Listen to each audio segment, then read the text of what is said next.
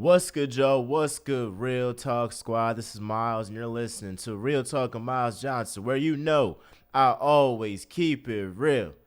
Now y'all see me, I got my Neymar jersey on. It's the World Cup. It's the freaking World Cup. Now I know if you in America watching this, soccer isn't the biggest deal, right? Y'all be saying, oh, who cares about soccer?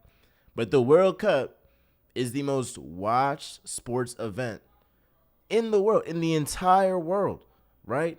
Happens every 4 years.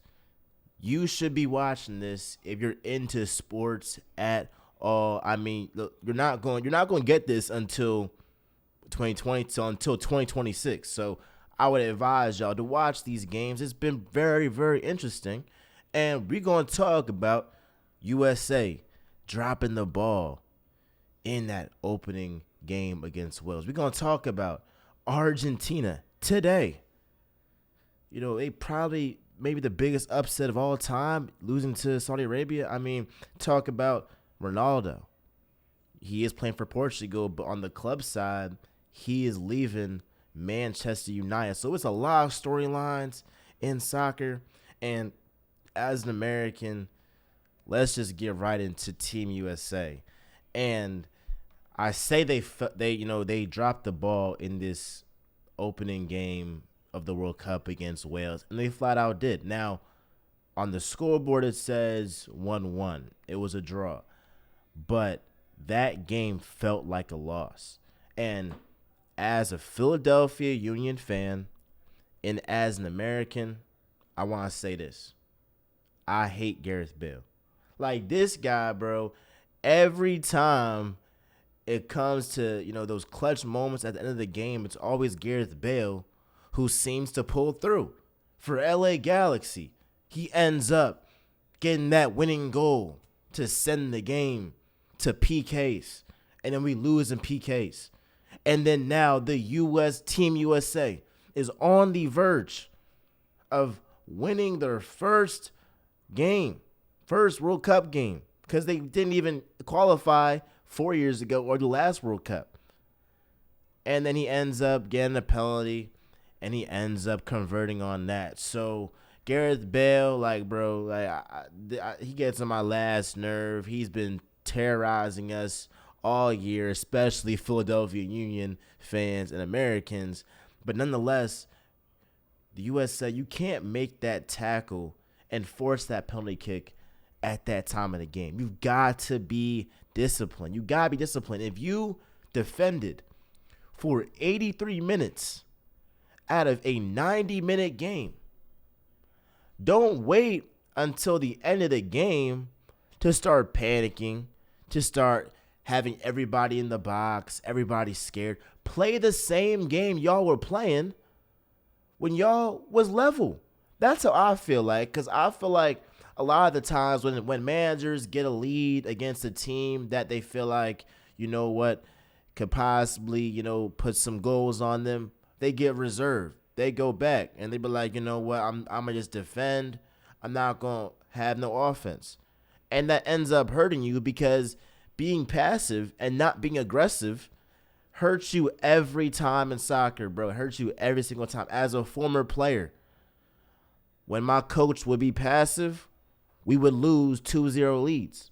And right here, Team USA, they were passive. They were comfortable with that 1-0 lead. And it went to bite them, because at the end of the game, they played scared. And they end up making a dumb play and give Gareth Bale a penalty kick to level the score. Now, here's why this game is so important to the U.S.'s chances of making it to the knockout round. If Team USA won against Wales, all they would have to do is win against Iran, and they're on the way to the knockout rounds. But since they drew against Wales, they have to get some points from England, and they definitely have to win against Iran. Now, they can still control their own destiny from now. But if you just defended for those maybe 10-plus minutes, we will be in cruise control to go ahead and get to knockout rounds. Because I'll be honest, I don't know if we can get points against England. England looked pretty nice. They put up 6 goals against Iran. They're looking pretty nice right now. They're looking pretty nice. Talk about Iran. Again, they still put up 2 goals against, England. And same with how, what happened with Argentina and Saudi Arabia. Every country got to the World Cup for a reason. So do not underestimate any team. So when you have the opportunity to get 3 points, you have to convert because you never know what could happen in the future. So the U.S., it's not over, but y'all definitely made it harder on yourselves moving forward if we simply stay disciplined and got that W. So that's why it feels like a loss, because it's like we were this close to being in cruise control to make it to the knockout rounds. And this talent on this USA roster, man, it's probably the best talent that we've ever had. Probably the best talent we've ever had with Christian Pulisic, Timothy Weah, Terrence McKenzie. I mean, we can go on and on the talent, the young talent Team USA has. Ultimately, y'all gotta do better. Y'all gotta do better. I still got faith in my guys. I still think that they will get to the knockout stages, but they did make it harder on themselves. Now, let's get into Lionel Messi. A lot of people say best player in the world. A lot of people say the greatest of all time. Let me ask y'all this question. How can you be the greatest of all time and you consistently fold on the international stage? Consistently folds. Now, yes, Argentina won the Copa America. Bro, that light behind trophy, bro, the only competition is Brazil. That's their only competition. So that whole 35-game unbeaten streak, that's not as impressive as England's 36-game unbeaten streak. Nonetheless, if you have Lionel Messi on your team, there is no way in hell you should be losing to Saudi Arabia. No reason. And Lionel Messi, from another reason why he has to win a World Cup is because how can you be the GOAT if Maradona did something for his country that you were not able to do for your country, and y'all both are from the same country in Argentina? Diego Maradona, back in the day, he got a World Cup for Argentina. Now, Messi has been in positions to where he could have won the World Cup in 2014. He definitely could have won the World Cup. What happened? He folded against Germany. He didn't even score, right? So stuff like this, events like this, the World Cup, this makes superstars, this makes legends. And Lionel Messi, I know you scored a penalty kick. And I know it's not all your fault because in soccer, everybody has to contribute. But let's just keep it a stack, bro. You got to get this done. If y'all win, you get all the praise. So when y'all lose, you're going to get criticism. Best believe if this Argentina team does not make it out the knockout rounds, this will be the biggest disappointment in sports history. Lionel Messi, if you a basketball fan watching this, this is like Michael Jordan or LeBron James in their prime right now.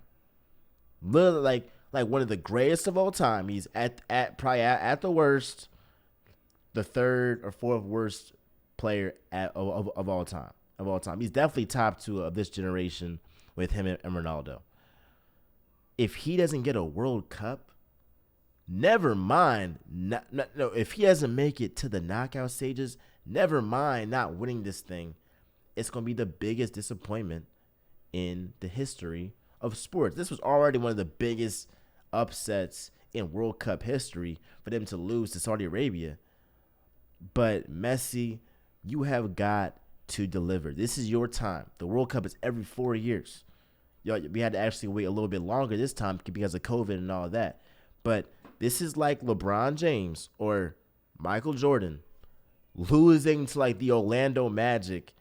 But what's even worse is that this event, what that Lionel Messi's playing, the World Cup, it happens every 4 years.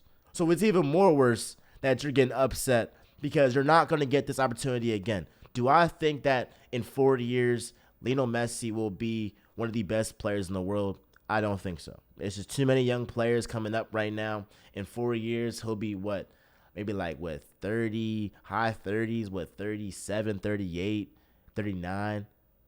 He ain't going to be no best player in the world at that time. So this is your time, Lionel Messi, to go ahead and stamp yourself as the greatest of all time.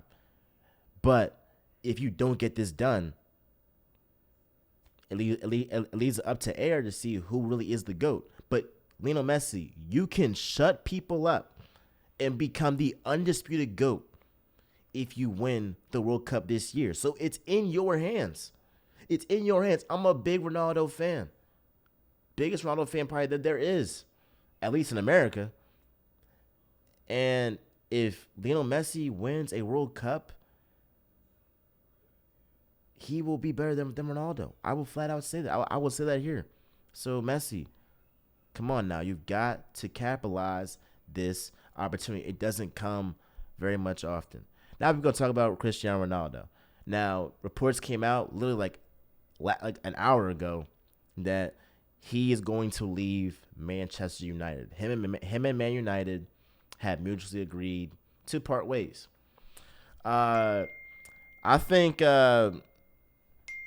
this should have been happened. This should have been happened because let's just keep it a stack, bro. Let's keep it a stack. Why would Ronaldo want to stay at Man United? They flat out suck. He's 37 years old.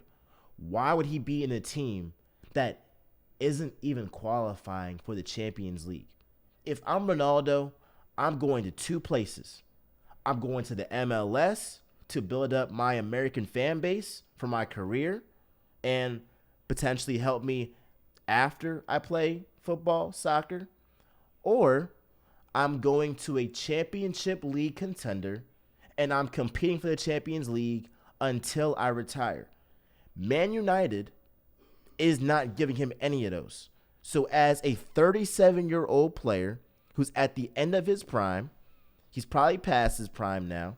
I'll say he's past his prime. This guy wants to do two things. And the main reason for him is to win a Champions League again. Ronaldo is not done. He has a lot more in the tank. Why would he want to risk his last years playing for Manchester United when all he can do is use his power to force himself out and then put himself on a contending team that could win the Champions League? It is a no-brainer. If you're a basketball fan, this is like James Harden, saying all that crazy stuff he was saying in Houston just to get the trade that he wanted to Brooklyn. It's the same way how Anthony Davis forced his way out from the Pelicans to LA. It's the same way when you see these other stars in NBA, NFL forcing their ways to their desired location. And you're going to see Ronaldo get his wish to either go to a Champions League contender or a MLS squad. Now, selfishly, as an American, I want Ronaldo to come to the MLS. I promise you, I will be at his first game if he's at the MLS. But again, nonetheless, you can't blame the guy for simply wanting out of a bad organization, especially if this is a guy that was at Man United with Alex Ferguson. So he knows the real Man United. He knows the Man United that has all those banners, all those trophies. It's going to be hard for him to play for the same organization, the same club that he grew up playing with that was a powerhouse. And then talking about right now, they flat out suck. That's going to be hard for him to be like, you know what, I'm going to stick it here when I was already playing here back in their golden era. And then now, at the end of my prime, I'm playing for them when it's just simply not the same. So that's why I feel like he has that resentment towards the Man United manager, because it's like, dude, you're not Alex Ferguson. I don't respect you. You have not done anything in the game of soccer, in the game of football. And I simply want my wish, which he got, to leave Man United and to play for a championship league contender.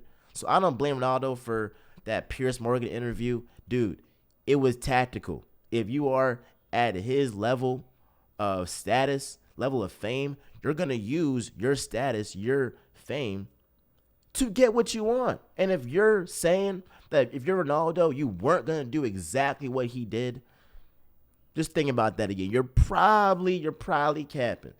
But let's just go away from soccer real quick. Let's get into Ben Simmons and the Philadelphia 76ers. Now, you talk about a guy, Ben Simmons. Last game, he had 22 points, I think 8 rebounds, 5 assists. The game before that, I think he had around 15 points. So before those 2 games, he was averaging around 5 points a game. Now he's at 7.9, so I'll round up. He's averaging around like 8 points a game now. Let's give a hand clap for Ben Simmons. Yeah, so like, do I think Ben Simmons is officially back? Hell no. Hell no. Look, you get to see what somebody is made of when they're really in the line of fire. When they're really, in that clutch situation. I'm not going to think Ben Simmons is officially back until I see him consistently make free throws at least over 55 or 60%. Other than that, teams are still going to hack Ben Simmons come playoff time.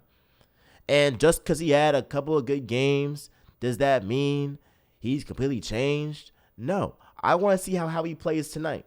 Now, again, if he ends up going 8 for 8 from the free throw line, 5 for 5, has a great game, in Philly, I will in the post-game video I'll have tonight, I will flat out say, Ben Simmons showed me something, and I'll give him that respect. Now, I am happy that he is playing better because, it was getting sad. Like, I've been the biggest, Ben Simmons critic or whatever, but I don't want him averaging 5 points. That's just like that's just flat out sad. That's just flat out sad. Like 5 points when in Philly he was averaging 15 points. I'm like, people were having a whole hoorah for Ben Simmons. He's averaging 8 points. He's averaging 8 points, and y'all are literally throwing a parade because he put up 22 points against the Grizzlies, bro. And who do they have as like real defenders, real like defensive stoppers, stalwarts? They ain't got nobody, bro. So let's hold our horses. Let's see if Ben Simmons can consistently put up these buckets. But until then, I'm not believing that. Until he starts shooting jumpers consistently and until he starts making free throws consistently, this is still the same Ben Simmons that folds when pressure comes. Pressure either busts pipes or it makes diamonds. And that pressure definitely began to Ben Simmons. But we're going to see how he does against Philly. Because best believe, it's gonna be something for him in Philly, man. Because I wish I was back in Philly coming to that game. Because I was there for Game 7. The whole stadium was chanting F Ben Simmons. Ben Simmons sucks.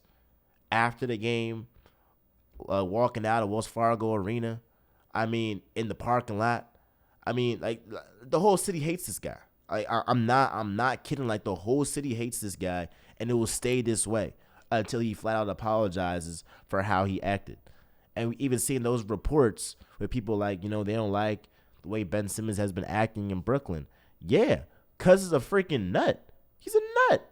Now look, I'm gonna get off his case, cause at the end of the day, I still want to see him flourish because the team that they have now, KD, Kyrie, Patty Mills, Joe Harris, Seth Curry, they got shooters for Ben Simmons to operate. So the way he's playing right now is the way he should have been playing when he first started in Brooklyn. Like, dude, you took off a whole year. You should be hitting the ground running from the start. Not putting up 2 points here, 6 points here one game, 5 points here. You have to consistently put up at least over like 12, 13 points a game, eight rebounds, 8 assists. If you really want to be, really like, give yourself some value for this Nets team, bro. Like, let's just be honest. Don't be riding these guys' coattails. Go ahead and show them that you are a 2-time All-Star, a runner-up for Defensive Player of the Year. Show these guys who you're made of. And stop being scary, bro. Stop being scary. Lastly, Jalen Hurts and the Eagles are the real deal. Now, we talk about a guy, Jalen Hurts.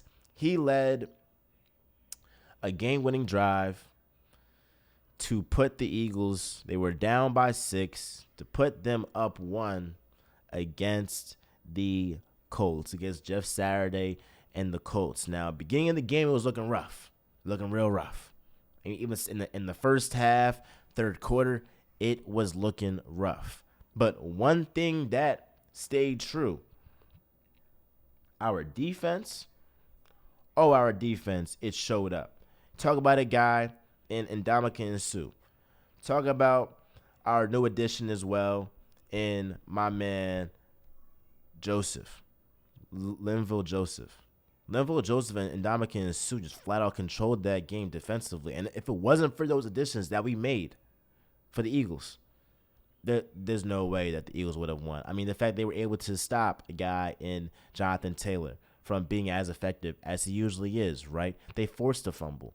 They continued to wreak havoc and shift that clock back in time to, the time that they were previous Pro Bowlers for, their respective teams, right? I'm glad to have those guys back because then when you have Hassan Reddick in there, Jordan Davis, Brandon Graham, Fletcher Cox, and then you add that with Ndamukong Suh and Linval Joseph, best D-line in the game, or at least top 3. You got a top 3 offensive line, top 3 defensive line, you're going to be successful in the NFL. The one thing that the Eagles missed a lot was Dallas Goedert. Talk about a guy who is Jalen Hurts' security net.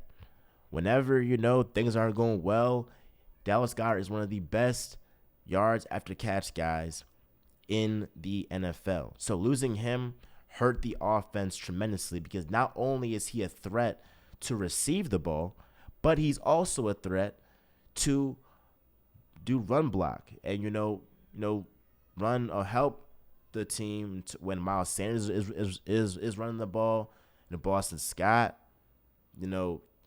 Gainwell. So he's a great run blocker as well. In addition to being a great receiver and a great weapon for Jalen Hurts. So this game showed me, number one, Ndamukong Suh and Linval Joseph, they still got it in the tank. Number 2, Dallas Goedert is missed severely by this Eagles team, and they're going to miss him a lot until he's scheduled to come back in mid-December. So we might miss him for 2 or 3 more games, right? So it's going to be hard. It's going to be hard. But the Eagles showed that fight. They showed that dog. They came, Jalen Hurts, he backed up his words. What did he say? And this is my Q sci-fi butter right here. Rule. What did he say? He said, dogs run faster. Let me say it again. Dogs run faster when they're hungry. That hungry dog is different. That hungry dog, that grind is different. Talk about a guy, Jalen Hurts. This is his first 10-point comeback of his career. Coming into the fourth quarter, they were down 13-3.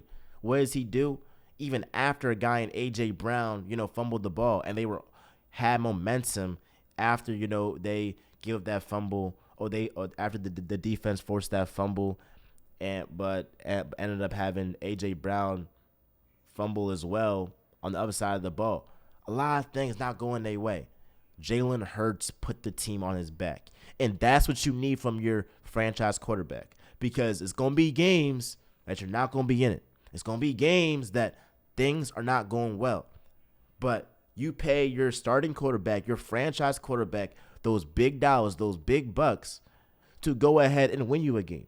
And that's exactly what Jalen Hurts did for the Philadelphia Eagles. So kudos to him. Kudos to the Eagles. I'm loving the construction of this roster. Again, salute to my guy, Howie Roseman. Again, the pickup of Joseph and Sue was flat out a game changer. Just flat out a game changer. And I'm loving the way that Jalen Hurts continues to impress us, continues to show us new phases of his game. He can run, he can pass. I saw against the Colts, he went back to his bag of running the ball because what receivers just flat out cannot get open. I still think A.J. Brown is not 100%. I still think that. I'm glad that Quez Watkins redeemed himself after against the Commanders, caught that 50-yard ball from Jalen Hurts just to fumble it because he was trying to be a freaking hero. Well, guess what? He ended up scoring a touchdown late in the fourth quarter to put us up. I think it was like 10-13 when Quez Watkins scored.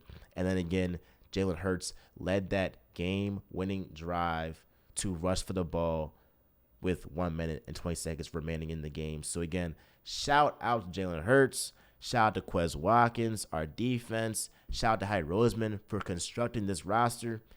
Howie Roseman is hands down the executive of the year. I mean, this guy is the real deal, bro. He's the real deal.